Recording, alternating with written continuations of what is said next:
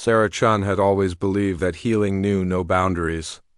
As the only human working in the medical wing of Nexus Station, she had treated countless alien species over her 3 years of service. From the crystalline Vorthak to the gaseous ethereal collective, each patient taught her something. Knew about compassion across the stars, but nothing had prepared her for what she found in the restricted medical waste disposal unit that Tuesday morning the sound was barely audible through the thick metal walls, a tiny, desperate chirping that made her pause mid-step. Protocol dictated she ignore it and continue her rounds. The restricted sections were off-limits to human personnel, even medical staff. The Galactic Medical Authority had made that crystal clear during her orientation. Sarah looked around the empty corridor. Her supervisor, Dr. Kelthin, was in the upper levels conducting his weekly inspection. The other nurses were busy with the morning shift change. No one would know if she took just a quick look. The chirping grew weaker as she approached the disposal unit's access panel. Her medical scanner showed faint life signs, something small, young, and dying. Every instinct she had developed as a trauma nurse on Earth and later in deep space screamed at her to act. She keyed in her emergency override code, knowing it would be logged but not caring. The heavy door slid open with a pneumatic hiss, revealing the station's medical waste sorting chamber. The smell hit her immediately, antiseptic mixed with something else. Something organic and sweet there, tucked between 2 disposal containers, was the most beautiful creature Sarah had ever seen. The dragon hatchling was no bigger than a house cat, its scales shimmering with an iridescent blue-green that seemed to shift in the artificial light. Delicate wings, translucent as soap bubbles, were folded against its tiny body. Its large eyes, intelligent and afraid, fixed on Sarah as she knelt beside it. "Oh, sweetheart," she whispered, her voice catching. "What are you doing here?" The hatchling tried to lift its head but collapsed back onto the cold metal floor. Sarah's scanner revealed the heartbreaking truth: severe malnutrition, dehydration, and what appeared to be deliberate neural suppression. Someone had used medical-grade sedatives to keep the creature docile, the Zeridian Empire. Sarah's blood ran cold as the pieces fell into place. The dragon species was sacred to the Zeridian culture, but their government had signed the Galactic Exotic Species Protection Treaty 6 months ago. Under the treaty, dragon eggs and hatchlings were to be surrendered to the Central Authority for Proper Care and Rehabilitation. Everyone knew it was a death sentence disguised as conservation. Sarah gathered the tiny dragon in her arms, feeling its fragile heartbeat against her chest. It weighed almost nothing, and she could feel each delicate rib beneath her fingers.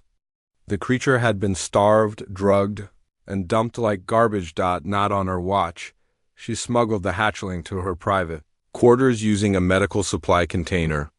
Her small apartment in the human residential sector had never felt more like home than when she laid the dragon on her bed. Surrounded by soft pillows and warming blankets, the next several hours passed in a blur of careful medical treatment. Sarah started in 4-line using the thinnest needle she had, administering fluids and nutrients designed for reptilian metabolisms. She had to modify everything. Her equipment was designed for humanoid physiology, not the unique needs of a mythical dragon. The hatchling's recovery was slow but steady.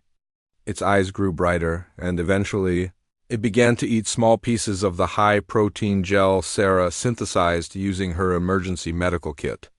When it first spread its tiny wings and attempted to fly, managing barely a foot off the bed before landing softly on the pillows, Sarah felt tears of joy streaming down her face. "You're going to be okay," she told the dragon, gently stroking its head with one finger. "I promise." She named him Zephyr after the gentle winds of her home planet. For 3 days she cared for him in secret, watching him grow stronger and more playful. He seemed to understand that they needed to be quiet during the day when other station personnel might hear. At night he would curl up on her pillow, his tiny form radiating warmth like a living gemstone. Sarah researched everything she could about dragon physiology and development. The station's database had limited information, most of it centuries old and filtered through various Cultural interpretations. What she found both amazed and worried her. Dragons were not just intelligent. They were psionically gifted from birth. Even as a hatchling, Zephyr could sense emotions and, with training, could communicate telepathically. More importantly, dragons bonded for life with those who showed them kindness in their first weeks of life. The bond was so strong that separating a hatchling from its chosen companion could cause severe psychological trauma to both parties. Sarah understood the magnitude of what was happening between them. When Zephyr looked at her with those ancient-seeming eyes, she felt a connection deeper than anything she had experienced with another living being. It was not just affection, it was recognition, soul to soul. On the fourth day, Dr. Kelvin came to her quarters.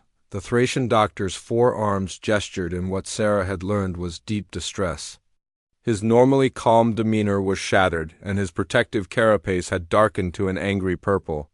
"Nurse Chen," he said without preamble, "we need to discuss your recent breach of quarantine protocols." Sarah's heart stopped. Zephyr was hidden in her bedroom, hopefully sleeping in the modified incubator she had constructed from spare medical equipment. She forced herself to remain calm. "I'm not sure what you mean, Doctor. Your override code was used to access Restricted Disposal Unit 7 4 days ago. The access was logged automatically. I am required to ask what you found there." Sarah looked into Dr. Kelvin's compound eyes and made a decision that would change everything. She had worked with him for 3 years. He was a good doctor and a decent being. But he was also a loyal member of the Galactic Medical Authority, and she knew where his allegiances lay. "I found medical waste as expected. Nothing more." Dr. Kelvin's head tilted in the way that indicated he was accessing his personal data banks. "I see. Then you will not object to a full inspection of your quarters?" "Actually, I will object. Unless you have a formal warrant from station security, my quarters are protected under the Human Privacy Accords." The doctor's silence stretched uncomfortably long. Finally, he spoke with what Sarah recognized as genuine sadness. "Nurse Chen, I want you to understand that I respect your service and your dedication to healing. You have been an exemplary member of our medical staff. But if you have interfered with Galactic Authority property disposal protocols, I cannot protect you from the consequences." Sarah felt Zephyr's presence in her mind, a warm, reassuring touch that gave her courage. "I understand, Doctor. Is there anything else?" After Dr. Kelvin left, Sarah knew her time was running out. She began preparing for the inevitable. She researched sanctuary worlds, contacted old friends who had left the Galactic Authority's jurisdiction, and quietly liquidated her savings into untraceable credit chips. Zephyr had grown noticeably in just 4 days.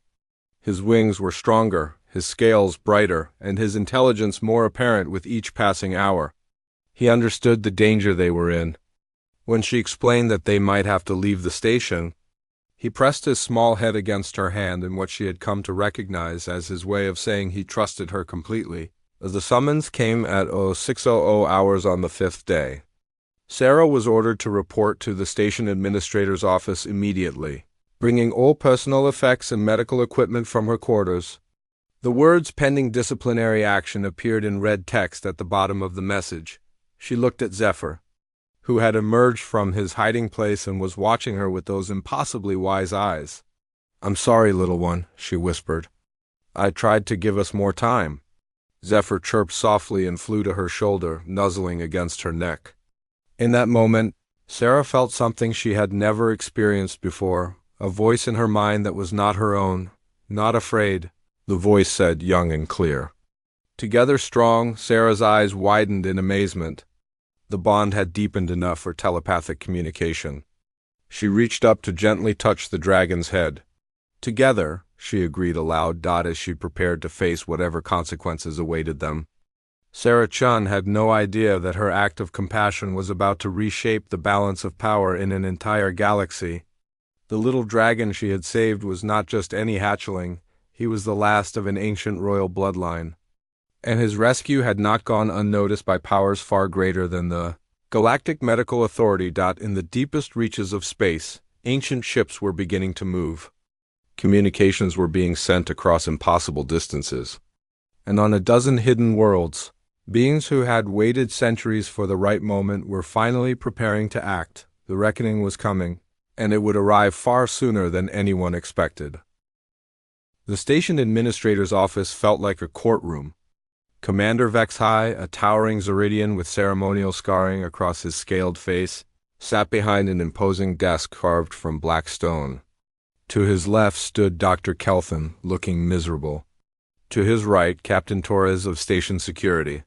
Her hand resting casually on her sidearm. Sarah entered with Zephyr hidden in a modified medical bag, his tiny form barely registering on the security scanners. Thanks to the bioshielding she had jury-rigged from surgical equipment, she could feel his nervous energy through their growing bond, but also his determination to stay quiet. "Nurse Chen," Commander Vexhai began, his voice carrying the authority of someone accustomed to absolute obedience.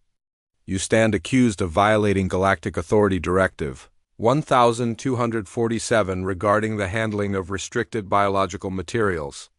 This is a serious charge that carries a minimum sentence of 5 years in a penal colony." Sarah kept her expression neutral. "I understand the seriousness, Commander. However, I maintain that I have acted within my rights as a medical professional." The commander's eyes narrowed. In Zeridian culture, direct challenge to authority was considered either brave or suicidal. Sometimes both. "Medical professionals," he said slowly, "do not steal property belonging to the Zeridian Empire." "Medical professionals," Sarah replied with equal emphasis, "do not allow patients to die when they have the ability to save them." Captain Torres shifted uncomfortably. Sarah had worked with the security chief on several emergency situations over the years, and they had developed mutual respect. Torres knew Sarah was not a troublemaker or a thief. "Commander," Torres interjected carefully, "perhaps we should hear exactly what Nurse Chen found in the disposal unit." Dr. Kelvin activated a holographic display showing the access logs. At 0847 hours 5 days ago, Nurse Chen used her emergency override to enter. Restricted Disposal Unit 7. The unit contained medical waste from the recent Zeridian diplomatic visit, including specimens and biological samples that were to be processed according to Empire protocols. "Specimens," Sarah repeated, her voice hard. "Is that what we're calling living beings now?" Commander Vexhai stood abruptly, his full height impressive even by Zeridian standards. "You forget yourself, human. The items in that disposal unit were legally acquired property of the Empire, processed according to the Exotic Species Protection Treaty."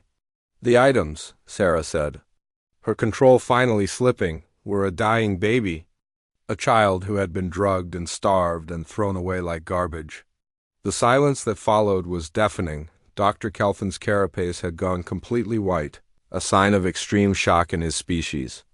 Captain Torres was staring at Sarah with a mixture of admiration and horror. "Commander." Vexhai's reaction was more complex. For just a moment, something flickered in his eyes that might have been shame, but it was quickly replaced by cold fury. "You admit to theft of Empire property. You admit to interfering with legally sanctioned biological disposal procedures. Do you also admit to currently harboring stolen biological material in violation of station regulations?" Sarah felt Zephyr shift slightly in the bag. Through their bond, she sensed his growing agitation. Dragons, even hatchlings, did not respond well to threats against their bonded companions.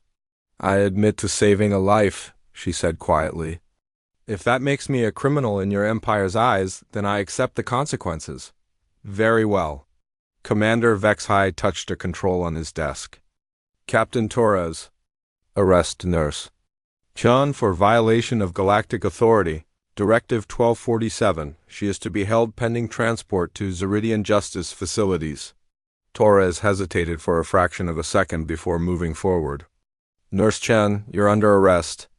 Please place your hands." The medical bag erupted. Zephyr emerged like a tiny comet of blue-green fire.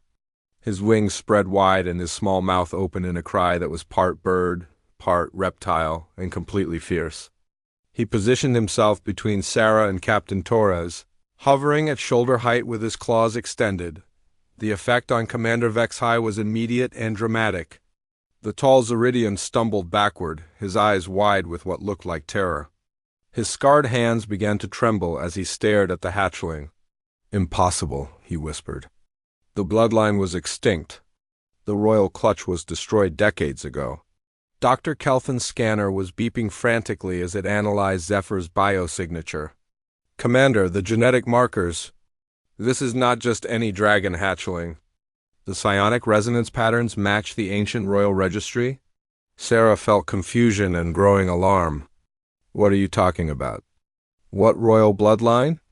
Commander Vexhai seemed to be having trouble breathing. When he spoke, his voice carried a weight of historical significance that Sarah didn't understand. "That," he said, pointing a shaking finger at Zephyr, "is a member of the astral flight. The last dragons to rule the Crystal Nebula before the Great Silence. Their bloodline was thought extinct for over 300 years. Zephyr had settled on Sarah's shoulder, his tiny chest puffed out with pride as if he understood exactly what was being discussed. Through their bond, Sarah could feel ancient memories stirring, not his own, but racial memories encoded in his very DNA. "I don't understand," Sarah said. "He's just a baby." "How could he be? The astral flight were more than rulers," Dr. Kelthin interrupted, his voice filled with awe. "They were the psychic guardians of 12 star systems. Their death marked the beginning of the Dark Age for dozens of species. If this hatchling truly carries their bloodline..." Commander Vexhai had regained some of his composure, but Sarah could see the calculation in his eyes. This changed everything, and everyone in the room knew it. "The hatchling must be returned to the Empire immediately," he said, but his voice lacked its earlier confidence. "The Council of Patriarchs must be informed." "No," Sarah's voice was calm but absolute. "He stays with me." "You have no legal right. I have the right of bonded guardian," Sarah said, surprising herself with words she didn't remember learning. But as soon as she spoke them, she knew they were true. The ancient laws were awakening in Zephyr's inherited memories, and through their bond she was accessing them as well. Commander Vexhai went very still. That is not possible. The right of bonded guardian can only be claimed by those recognized by the dragon's own choice. And no dragon has chosen a guardian in 3 centuries. Zephyr chirped softly and pressed his small head against Sarah's cheek. The gesture was simple, but its meaning was unmistakable to anyone with knowledge of dragon customs. "The choice has been made," Dr. Kelthin said quietly. "The bond is complete. Under galactic law, separating them now would be considered a crime against both species." Captain Torres lowered her hand from her weapon. "Commander, this situation has moved beyond station security protocols. We need to contact Galactic Command." But Commander Vexhai was no longer listening to any of them. He was speaking rapidly into his personal communicator in the Zeridian court language.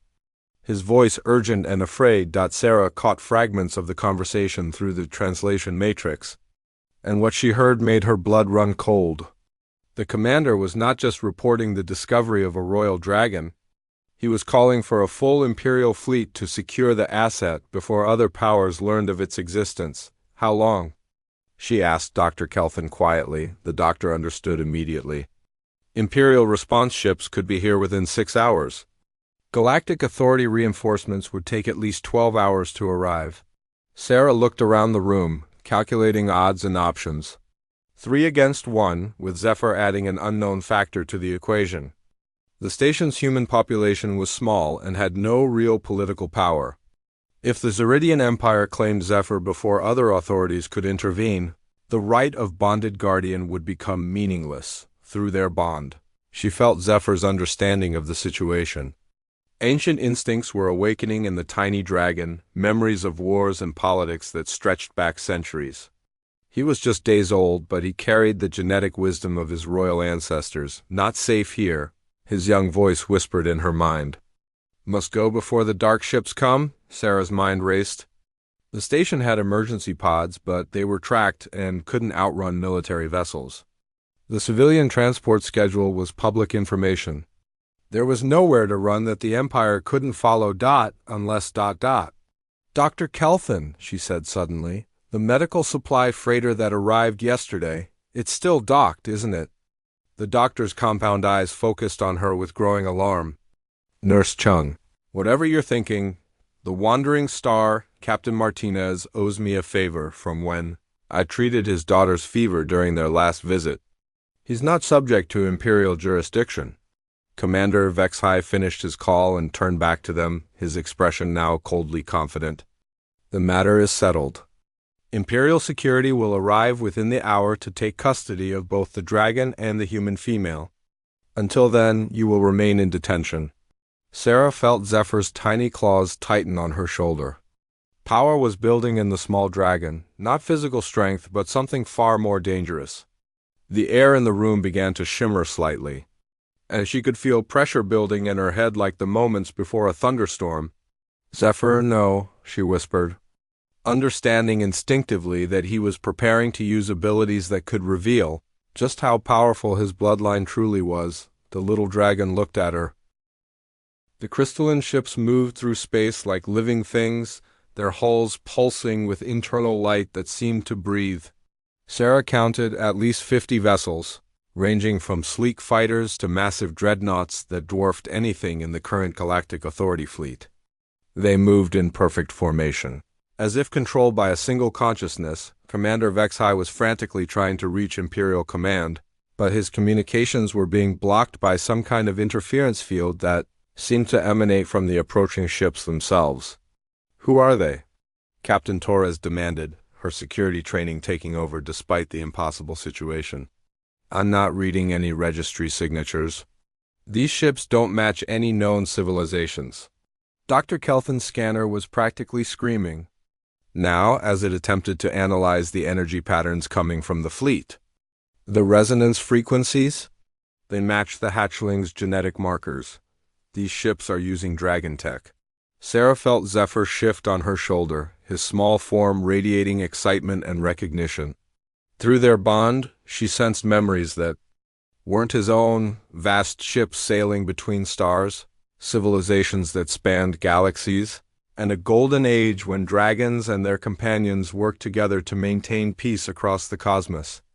Home, Zephyr whispered in her mind.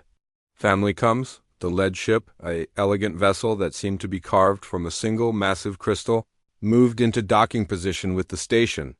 Sarah could see figures moving behind its translucent hull, tall, graceful beings that seemed to glow with their own inner light.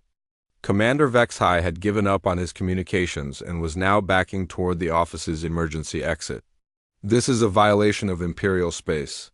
Those ships have no right to... His words were cut off as a new voice filled the room, speaking in perfect standard galactic, but with harmonics that suggested it was not naturally produced by organic vocal cords.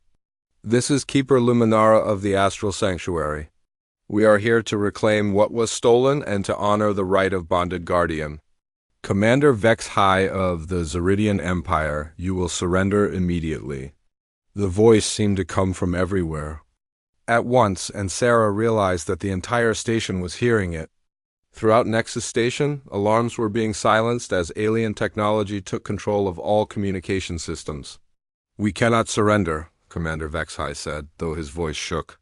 I am a representative of the Empire, and you are a smuggler and a child killer, the voice replied with devastating calm. Your Empire has violated the ancient accords by attempting to destroy the astral bloodline. This act constitutes a declaration of war against the sanctuary. Sarah felt the blood drain from her face. War, because she had saved one small dragon. An entire galaxy was about to be plunged into conflict. Through the viewport, she watched as more ships emerged from hyperspace. These were different from the crystal vessels, darker, more angular craft that Sarah recognized from historical databases. Vorthak battlecruisers, ethereal collective mind ships. The insectoid hive fleets of the Mantis worlds. Even the ancient exploration vessels of the Wanderers Guild, who had not been seen in civilized space for decades. My God, Dr. Kelthin whispered, his carapace shifting through colors Sarah had never seen before. They're all coming. Every species that was protected under the old Dragon Guard treaties. They're answering the call. Captain Torres was receiving reports from all over the station, her face growing paler with each update. Commander, we're being hailed by over 200 vessels. They're demanding the immediate release of. They're asking for the Guardian and the Last Prince. Zephyr chirped softly and flew from Sarah's shoulder to hover in the center of the room. As he did, his scales began to glow with the same inner light that characterized the approaching ships. The tiny dragon suddenly didn't look so small anymore. Power radiated from him, not physical size, but presence, authority, the unmistakable aura of ancient royalty. When he spoke, his mental voice carried harmonics that touched everyone in the room, even those without telepathic abilities. I am HFY Stories, last prince of the Crystal Nebula, heir to the stellar crown, guardian of the ancient ways. This human, Sarah Chun, has fulfilled the prophecy of compassion by risking everything to save my life by the old laws. And the older promises, I claim her as my bonded guardian and demand recognition of her rights under the Astral Accords. Commander Vexhai collapsed into his chair as if his legs could no longer support him. The last prince, he whispered. But the royal clutch was destroyed. We watched them die. You watched decoys die, Zephyr replied, his young voice carrying centuries of sorrow. My true egg was hidden among the medical waste by a loyal servant who died protecting the secret. For months I lay dormant, waiting for the moment when someone would show mercy to a creature in need. The prophecies foretold that when the dragon's darkest hour came, salvation would come from an unexpected source, from beings who showed compassion without expectation of reward. Sarah felt tears streaming down her face as the full magnitude of what had happened began to sink in. She had not just saved a baby dragon. She had fulfilled an ancient prophecy and triggered the return of powers that had been hidden for centuries. The office door opened without anyone touching the controls, and 3 figures entered. They were tall and ethereal, their skin seeming to be made of crystallized starlight. They moved with a grace that spoke of complete harmony with the universe, and when they looked at Zephyr, their faces showed a joy so pure it was painful to witness. The leader, who Sarah somehow knew was Keeper Luminara, knelt before the tiny dragon with reverence that would have been appropriate for greeting a living god. My prince, she said, her voice now speaking directly rather than through the communication systems. We have searched for you across 1,000 worlds. The sanctuary mourned your loss and prepared for the eternal darkness. But you live and the light endures. Zephyr flew to rest on the keeper's outstretched hand, and Sarah felt his happiness through their bond. But she also felt his determination not to abandon her. The guardian comes with me, he declared. She alone showed mercy when all others turned away. By the ancient laws, her place is at my side. Keeper Luminara turned her attention to Sarah for the first time, and Sarah felt as if she was being examined by someone who could see into the very depths of her soul. What the keeper found there must have pleased her, because she smiled. Sarah Chun of Earth, Luminara said formally, you have shown the compassion that defines true nobility. You risked everything for a creature you barely understood, asking nothing in return but the chance to heal. This is the spirit that once made humans worthy partners to the dragon lords of old. Sarah found her voice at last. I don't understand. Humans have only been in space for a few centuries. How could we have been partners with dragons in ancient times? Your species has traveled the stars before, Doctor, Kelvin said softly, his scientific mind putting together pieces of a vast puzzle. The archaeological evidence has been there for millennia, but it was dismissed as myth. Humans were among the first species to bond with dragons. When the great silence fell and the dragons retreated to the hidden sanctuaries, many humans chose to return to Earth and begin again rather than live in a galaxy without their dragon partners. Keeper Luminara nodded. The dragons never forgot their human companions. When Prince Zephyr chose you as his guardian, he was following instincts encoded in his bloodline over thousands of years. Dragons and humans together built the greatest civilization the galaxy has ever known. Perhaps it is time to build it again. Commander Vexhai had been silent during this exchange, but now he stood with desperate determination. This changes nothing. The Empire has rights under current galactic law. These ancient treaties and prophecies have no legal standing. The temperature in the room seemed to drop 20 degrees as every being present turned their attention to him. Keeper Luminara's expression became terrible in its cold beauty. "Commander," she said quietly, "you have made a fundamental error. You believe that might makes right, that current power structures determine justice. But there are laws older than your empire, agreements written in starfire and sealed with dragon blood. When your people chose to hunt dragons to extinction, for their magical properties, when you reduced the guardians of the galaxy to trophies and disposal waste, you declared war on forces you cannot comprehend." She gestured toward the viewport, where the assembled fleet had grown to encompass hundreds of ships from dozens of forgotten civilizations. "These are the species that once knew protection under dragon law.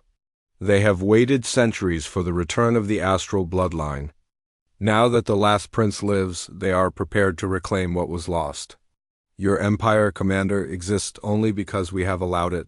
That allowance can be withdrawn." Captain Torres stepped forward, her security training warring with her growing understanding of the situation. "What about the station, the civilian population?" "All non-Zeridian personnel will be evacuated to safety," Luminara assured her. "Those who wish to join the new alliance will be welcome. As for Zeridian military personnel," she looked directly at Commander Vexhai, "that depends on their willingness to accept the restoration of the ancient order." Sarah felt Zephyr's presence in her mind, sharing images of possible futures. She,